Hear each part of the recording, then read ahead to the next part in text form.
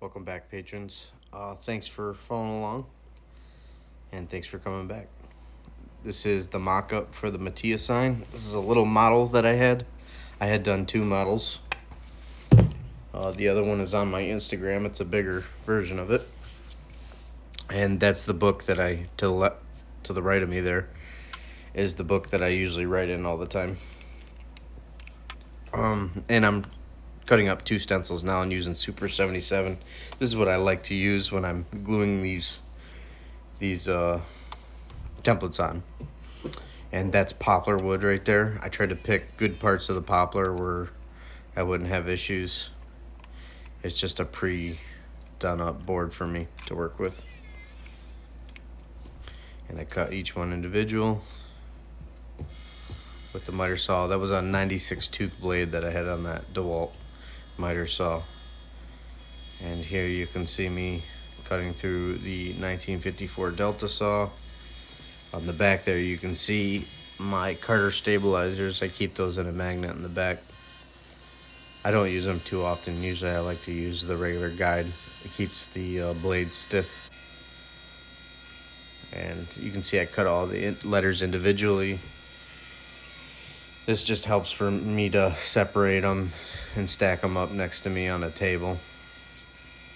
I chose to go with the stencil because Aaron hadn't set up a sticker yet, and I really wanted to do him right. Aaron was Jimmy Dress's assistant, and this is a tribute video to him,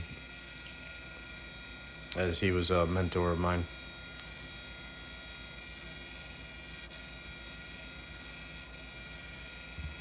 And I always love cutting lettering. It's just such a meditative thing to just come in, ride the line, and you hit like this zone to where it's like you won't even go out of the line. And there's definitely parts of this where I definitely hit that zen.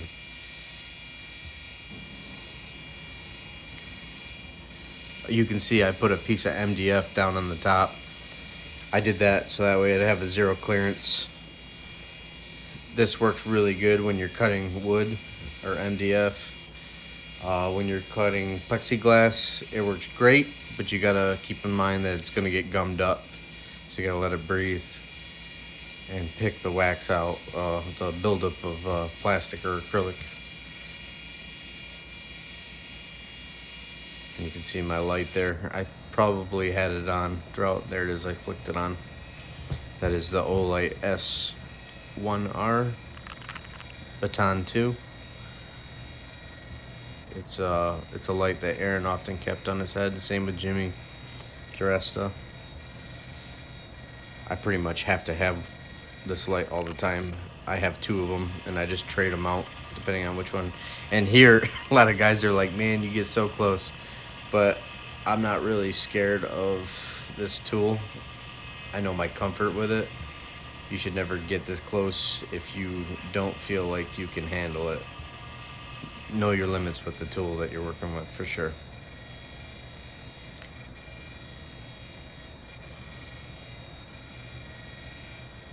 It's just, when you're cutting something like this, it's almost like you're getting in a state. And this wasn't even my original idea. My original idea was to cut out words that described him. This idea came about when I was basically cutting the other sign that I was gonna do. And I had wrote the word Mythbusters in the same font. I had wrote like jet mechanic, stuff like that. Just words that described him, and I was gonna put them on a sign. And it was as I was cutting that I had the idea of him doing push-ups. And I originally was gonna do a whirly gig, and then I was like, wait, no, I can make this a moving sign. So that's where the inspiration came from, was in fact watching these whirly gigs, because I ultimately wanted this to be a gift to Jimmy, which is still currently not there yet, but it will be there probably by the time the summer comes. Hopefully in the spring, actually. And I'm cutting the arms here. They're just roughly drawn because I know I'm gonna have to sand them, and I just matched up the lines. And I'm going around. This is all poplar. I just grabbed poplar wood and just cut more off. And then on the top of one of them, I had some really thin. It's not yet. I'll show you in a second. So this is, I had to offset the arm so that way I could glue what I'm about to tell you about, which is the hickory that I cut. It's a little thin veneer piece, maybe like 1/4 inch veneer of hickory, and I cut it to go on top. And the idea is that I need to make this thing move, but I need to make it all look concentric. So I had thought about this idea over and over, like, how am I going to accomplish this? And this is how I slowly picked away and thought about the ideas that would come to me, you know. So you'll see here in a second. There it is. And then this is for the border. This is the 3rd time I've glued this down, and I'm cutting it out just to get the border for the outside, because this is a 3-dimensional sign. And back there on the top left, you can see it says Maker Nomad. Those are a couple of the pieces I was going to be cutting.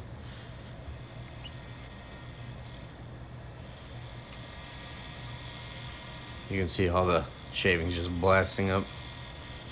I try to always change the camera angles, get a high, a low zoom.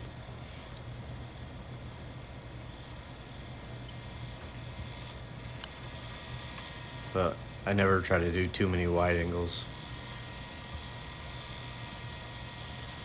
unless it really shows what's going on. Like this one's kind of showing what's going on, so I stuck to it for a little bit.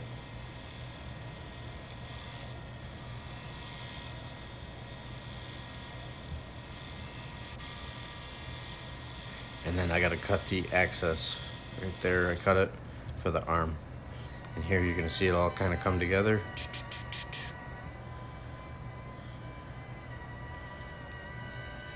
And there's the arm, and it all looks concentric.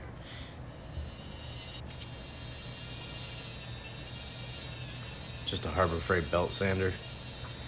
I use it to smooth everything out as good as I can, take the burns off of it.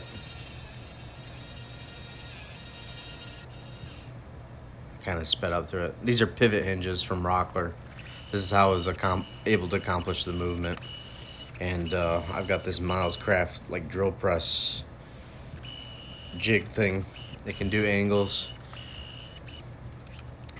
So this I had debated multiple ways of accomplishing this movement, and I can't really say that I found a better way, because this is the best way that I could find.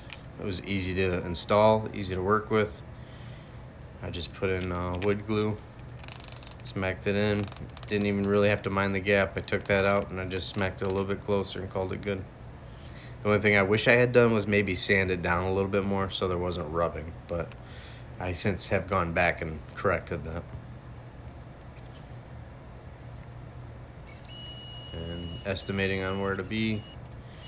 To the left of me, you can see a bandsaw cart. I started to do a bandsaw cart there, but that's off camera, and that's basically inspired by Jimmy. Getting all the edges smooth. Montana Gold, and then the paint shaker from Derek from Alden. Me kind of being a little goofy. Kind of captures my personality a little bit. And I didn't show everything, I just kind of sped up through the painting because this video was packed pretty good. See me moving around, I did a couple fades. And here it is. I did a test right before the video with epoxies and super glues, and I had made the decision, epoxy is actually the strongest of the glues I had. It holds really, really well. And then the super glue was second best, so I used the glue for the lettering. That way I got a little bit of time to adjust it.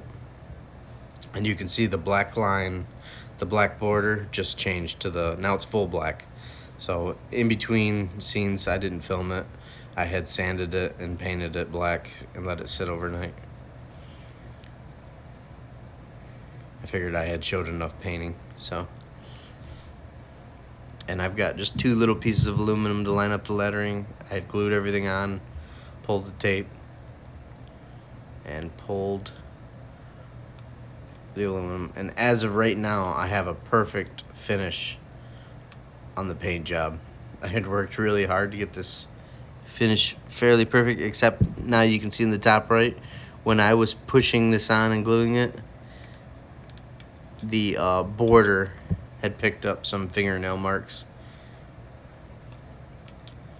So I've had to go back and correct all this. There I am, just pressing it on. I didn't want to hammer it because everything was painted. So just clamped it, slowly pressed it on. And here you're getting a little bit of my drafting techniques with a little bit of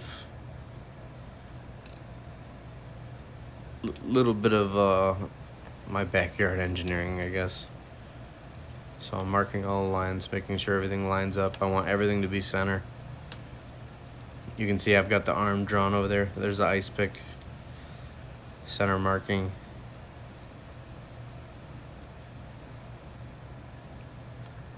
Got a little hole jig.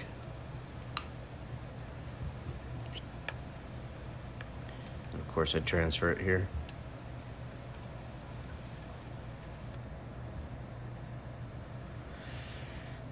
I always use that frog tape. It leaves a really, really clean line. And the drill comes out. Now it's no longer mounted to the table like I had it. I can just move it around, take it wherever I want. And to the right you can see I've built up like a jig for it to sit flat.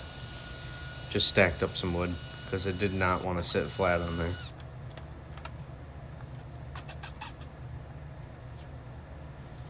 Put down tape so that way I don't mar everything, which turns out I still had to repaint it, but that was because of rubbing. Whenever you do something that's moving, you're going to take into factor that some things might not do what you expect them to.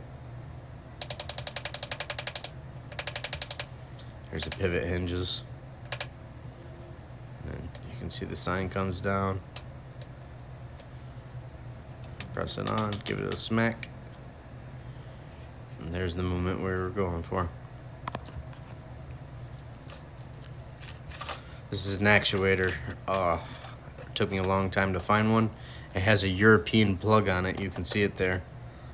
I had to put a regular plug on it. So I basically go for a mechanical bond by twisting the wire onto it. Do it on both ends. This way it can never really get pulled off. It would probably break the motor before it came off. I do flux paste on it and then heat it up. Come in, give it a touch. It wasn't quite hot at that moment, and then finally it goes. Heat it up.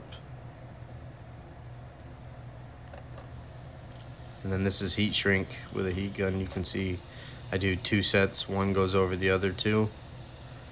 That way there's no exposed wire.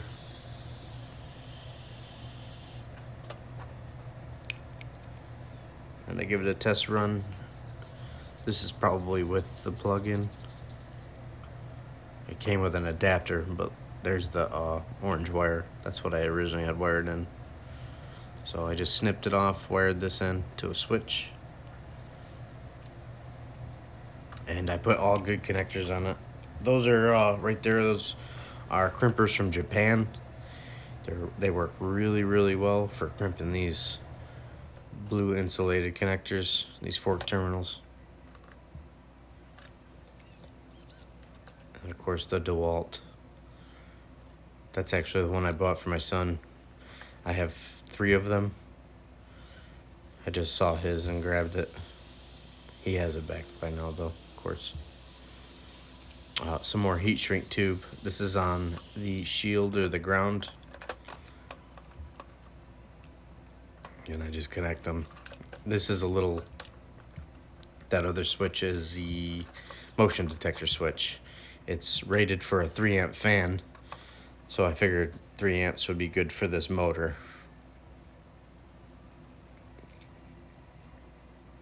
And I'm showing my method of brainstorming there.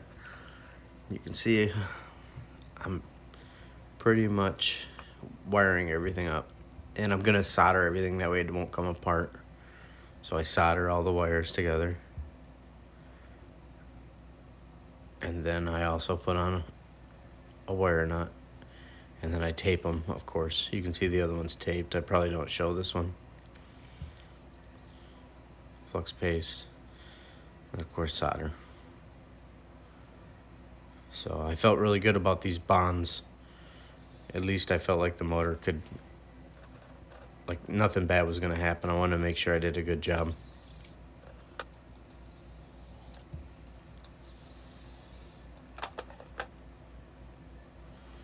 And here the motor is finally working correctly.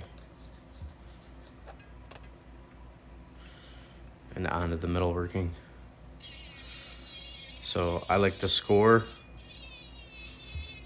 and then come back, give it a second score, then start to drive it in.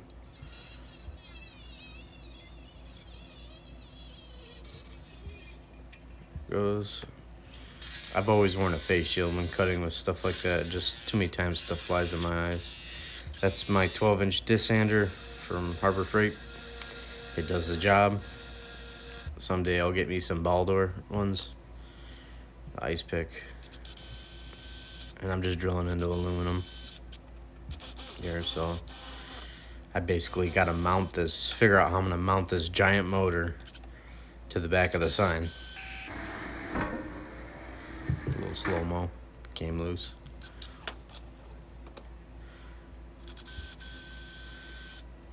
Tap Magic, I like to use Tap Magic for drilling and cutting. With anytime I'm doing metal, I like to use Tap Magic more. Steel, I like to use Tap Magic.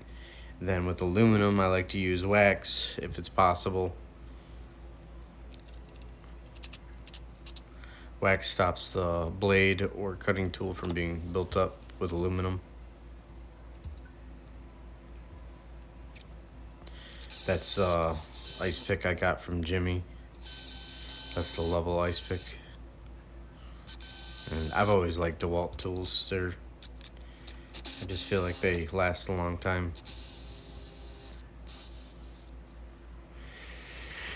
And standing up the sign, using the oscillating tool to cut the access hole, because I've got to create a movement, and I had set the drill press thing. I screwed it in the back, that way I could get a straight hole, because I got to put in these drive screws here, these threaded screw sets. And the Allen wrench ones is actually what I like better. They tend to do a better job. And here you can see me going in. I remember the poplar was so soft it took a minute to get started.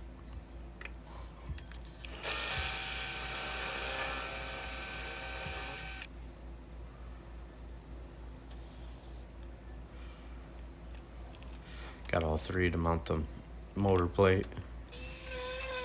Quick sand. I started them, and actually the one on the right, it popped through a little bit, but that was an easy fix.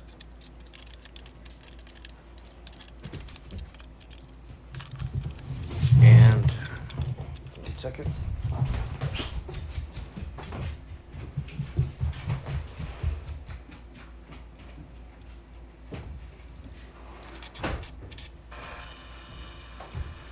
The dogs are gonna bark if I didn't let them out. So I'm cutting the acrylic now. And it's cutting out really, really smoothly. This is the part where I'm talking about how it might gum up. And what it does is it billows down into the crack. This is aluminum plate. And I had to remake this because the other one had cracked. You can see it right there to the top left. I had started to do it, and then I ran it and it cracked, and I realized, okay, this isn't gonna work. So this is called a bell crank. My friend Tyler works at Blue Origin for the Rockets, and he basically gave me the verbal knowledge of what I needed to build. I could tell what I needed to build, and he's like, "Oh, you're gonna build a bell crank," and I was like, "Oh, that's what it's called." So if you guys don't follow him, he's at Wooden Whiskers on Instagram.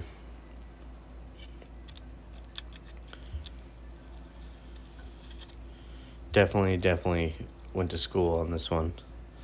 You can see all the screws finally lining up, and up there you can see a whole bunch of holes, which I had added even more to adjust the spring if there's any way that the spring's gonna lose its strength. And here I'm drilling the holes for the hooks, and of course blow torching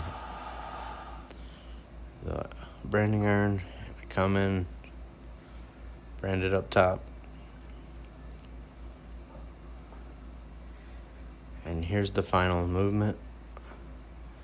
I give a wrap around, you see it, and then the motion detector kicks on just as you pass the right, and you can see the movement on the back, which this video really gave a testament to what I'm capable of.